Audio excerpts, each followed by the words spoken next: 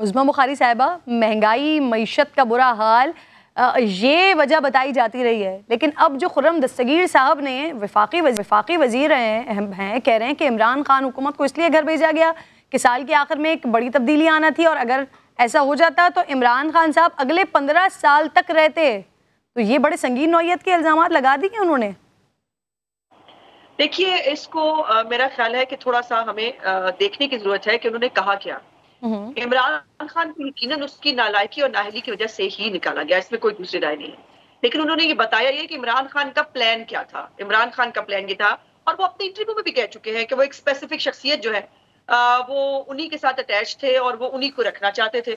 اور جو ہے اس کے بعد ان کا پورا پروگرام موجود تھا جس کا برملا وہ اظہار بھی کیا کرتے تھے، میں ان سب کو جیلوں میں ڈال دوں گا، میں جو ہے وہ ان کو شیخ رشید صاحب آن ریکارڈ ہے، یہ سب جیلوں میں جائیں گے، اب الیکشن لڑنے والا کوئی نہیں ہوگا اگلے الیکشن کے بعد. ہماری 15 سال کی حکومت ہے. تو یہ 15 سالہ پلان جو ہے نا، یہ پلان ایکچولی یہ 15 سالہ پلان ویسے آپ لوگوں کو ملا کہاں سے تھا؟ یہ معلومات کہاں سے آئی پی ڈی ایم کو، اپوزیشن اتحاد کو؟ کیا مل کہاں سے رہی تھی یہ اطلاعات؟ ویسے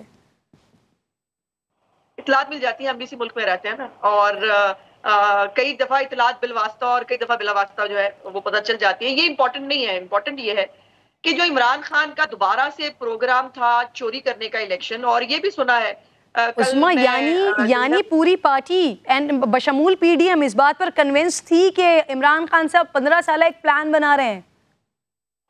جی بالکل. ہمیں اس کی جو کل تو میں کہہ رہی ہوں کہ کل حامد میر صاحب کو میں نے سنا، اور وہ تو یہاں تک کہہ رہے تھے کہ 15 سالہ پلان تھا، اور یہ بھی تھا کہ صدارتی انتخاب جو ہے وہ ان کو نظام حکومت لانا تھا 2/3 میجورٹی کے بعد، تاکہ وہ بادشاہ سلامت جو ہے وہ واقعی جو ہے وہ بادشاہت جو ہے وہ قائم کر سکیں. اور وہ تو ظاہر ہے پاکستان ایک فیڈریشن ہے، پاکستان ایک پارلیمنٹری پالیٹکس جو ہے وہ یہاں ہوتی ہے، پاکستان کی پارلیمنٹ جو ہے پارلیمانی نظام سسٹم یہاں چلتا ہے. تو عمران خان کی مرضی کا نظام اور پاکستان کے اوپر کتنے تجربات کرنے تھے عمران خان نے. عمران خان نے خارجہ پالیسی ہماری تباہ کر دی، معیشت ہماری تباہ کر دی، سیاست ہماری تباہ کر دی، اخلاقیات تک اس سوسائٹی کی عمران خان نے تباہ کر دی. اس کے بعد اب اس کو کیا ہم صدارتی نظام حکومت کے ساتھ بادشاہ بنوا لیتے؟ یہ میں نے سنی ہے کل ایک نئی بات، مجھے اس کی تصدیق میں نہیں کر سکتی لیکن میں نے یہ بات بھی سنی ہے. تو بہت ساری ایسی باتیں ہو رہی ہیں اور جو چل رہی ہیں، لیکن ان کے اپنے لوگ کہتے تھے ہم 10 سال کے لیے آئے ہیں، ہمارے اگلے 5 سال بھی پکے ہیں. اور جن کی خود کی کارکردگی یہ تھی کہ لوگ جو ہے ان کے خلاف، مہنگائی کے خلاف جو ہے لوگ آپ کو یاد ہوگا اسی پارلیمنٹ ہاؤس کے باہر عورتیں اپنے 4 بچے لے کر جو ہے 4 عورتیں اپنے بچے بیچنے کے لیے جا رہی تھیں. کیونکہ عظمیٰ آپ بھی اس بات کی تصدیق کر رہی ہیں تو عوام میں obviously اس بات پر کوشچن اٹھے گا نا کہ آپ نااہلی اور نا تجربے کاری کا شور مچاتے رہے اس حکومت کے لیے، اور پھر اب آپ بتا رہے ہیں کیونکہ ان کا 10-15 سال کا پلان تھا اس وجہ سے ان کو ووٹ آؤٹ کیا گیا. اطہر کاظمی صاحب بھی مجھے جوائن کر چکے ہیں، آپ کو بھی خوش آمدید کہتی ہوں. دوبارہ آتی ہوں آپ کا کمنٹ لینے کے لیے. اطہر آپ بھی سن چکے ہیں obviously کل سے ٹویٹر پر مسلسل چل رہا ہے، خرم دستگیر صاحب کہہ رہے ہیں عمران خان کی حکومت کو اپوزیشن کے کیسز اور سال کے آخر میں کوئی بڑی تبدیلی کی وجہ سے نکالا گیا ہے، ورنہ وہ 15 سال اقتدار میں رہتے. ممکن کیسے تھا یہ؟ اب تو کئی بار خان صاحب سے مل چکے ہیں، اس طرح کے کسی فارمولے کی اطلاع ہے آپ کے پاس؟ نہیں، میرے پاس تو اطلاع تو نہیں ہے ٹو بی آنسٹ، پر یہ بڑا سنگین الزام ہے، اس لیے کہ ابھی عظمیٰ صاحبہ نے بھی کہا کہ اس طرح کا پلان تھا. تو جس شخص کے اوپر یہ الزام لگا رہے ہیں وہ تو ابھی بھی پاک فوج کے سرونگ جنرل ہیں.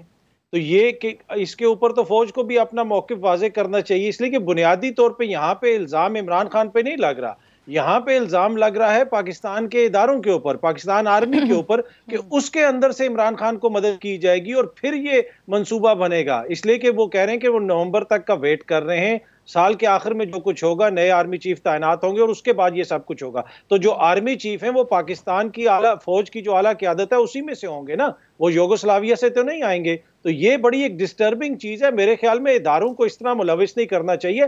آپ لوگوں نے اقتدار سنبھالا تھا اپنے کرپشن کے مقدمے ختم کرنے کے لیے، وہ آپ نے این آر او خود کو دے دیا ہے، نیب کے قوانین میں ترمیم کر دیا. آپ کو مسئلہ یہ تھا کہ آگے جا کے سزائیں ہونی تھی اور نااہل ہونا تھا اپنی کرپشن کی وجہ سے، نہ کہ کسی ادارے کی وجہ سے، نہ کسی اور سیاستدان کی وجہ سے. ادارے نہ سیاست میں ملوث ہوتے ہیں، نہ امید ہے ہمیں کہ وہ کبھی ملوث ہوں گے. تو یہ ان کی کوشش ہوتی ہے کہ جدھر یہ مشکل میں پھنستے ہیں یہ اداروں کے اوپر الزامات لگانا شروع کر دیتے ہیں. ابھی سینٹ کے اندر کھڑے ہو کے اس دن یوسف رضا گیلانی صاحب کہہ رہے تھے کہ جی پرویز مشرف کے جانے کا فیصلہ اور آنے کا فیصلہ نہ ہم کر سکتے ہیں، نہ ہم نے کبھی ماضی میں کیا. تو پھر ایسی باتیں بحث ہی نہ کی جائے. ہاں तो फिर आप लोग भाई हुकूमत में क्यों हैं? तो ये इनको जो भी मौका मिलता है ये पाकिस्तान के इदारों के ऊपर हमला करते हैं। सियासत करें, इमरान खान की हुकूमत में बहुत बुराइयां थी, बहुत सारी और चीजें हैं, आप उसके ऊपर सियासत कर सकते हैं। मेरे ख्याल में इदारों को इस तरह बीच में मुलविस नहीं करना चाहिए। सही है। अच्छा, उज़मा खुर्रम दस्तगीर साहब ये भी दावा कर रहे हैं, जी सवाल भी ले लीजिए, आप उसमें ऐड कर लीजिएगा, कि इमरान खान, वज़ीर आज़म शहबाज शरीफ और साबिक़ वज़ीर आज़म शाहिद खाकान समेत कई रहनुमाओं को नाअहल करवाना था। मुल्क में अदलिया आज़ाद है, फिर ऐसा कैसे मुमकिन होता कि सारी सियासी क़यादत को ही नाअहल करवा दिया जाए? देखिए, प्लान तो उनका यही था, लेकिन हमारे खिलाफ जितने भी ये केसेस अभी तक अदालतों में लेके गए, हमें रिलीफ अदालतों से ही मिला। हम कोई एनआरओ ना ढूंढ रहे, हमें शौक है। और ये एनआरओ तो अब इमरान खान के लिए है, जिसकी हर फाइल के अंदर गोगा और गोगी निकलते हैं, जिनकी अपनी जो है वो अब बहुत सारी चीजें, अभी वो उस्मान बुज़दार साहब जो है वो 900 किनाल जो है वो हड़प करके, मासूम और सादा लो आदमी।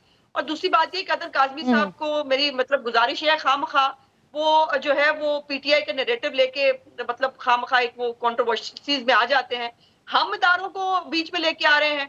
आप इदारों को पीटीआई इस्तेमाल करती रही है। कदर काज़मी साहब पहले सियासत में आने के लिए, फिर हुकूमत में आने के लिए, फिर हुकूमत चलाने के लिए, और फिर हुकूमत बचाने के लिए। और जब वो नहीं हुआ तो क्या क्या नहीं कहा गया, उन्हें जानवर नहीं कहा गया, उनको पाकिस्तान के 3 टुकड़े करने की बात की, पाकिस्तान का एटॉमिक प्रोग्राम जो है उसको रोल बैक करने की बात की, जिसके ऊपर फौज को 10 दफा अमेरिकी साजिश के ऊपर कह चुके हैं, ये झूठ बोलते हैं। उनको फिर जो वो नहीं होता, वो नदीम रजा साहब को जो है वो आके कहना पड़ा कि पाकिस्तान के एटॉमिक जो प्रोग्राम है उसके बारे में गैर जरूरी गुफ्तगू ना करे। आप तो गालियां देने पे उतरे हैं पीटीआई वाले, जिनको आप डिफेंड कर रहे हैं। हमें कोई शौक नहीं है, हम कह रहे थे इदारे अपनी डोमेन में रहें, अल्लाह अल्लाह करके वो हुआ है तो वो ही रहना चाहिए। और ये जो है, ये मैं अपनी मर्जी का एक बंदा लगाऊंगा और मैं अपनी मर्जी के उससे फायदे लूंगा, इसको कहते हैं सियासत के लिए इस्तेमाल करना। काज़मी साहब, इसको कहते हैं इदारे को सियासत के लिए इस्तेमाल करना, कि एक शख्स जो है वो अपनी मर्जी की अपॉइंटमेंट करके अपनी मर्जी की सियासत और अपने लिए फायदा लेने की कोशिश करें। बिल्कुल, उस्मा आप सही कह रही है, लेकिन अतर काज़मी साहब क्योंकि एक एनालिस्ट हैं और अपना नजरिया एक रखते हैं, अपने हिसाब से तज्जिया करते हैं, बिल्कुल ठीक है।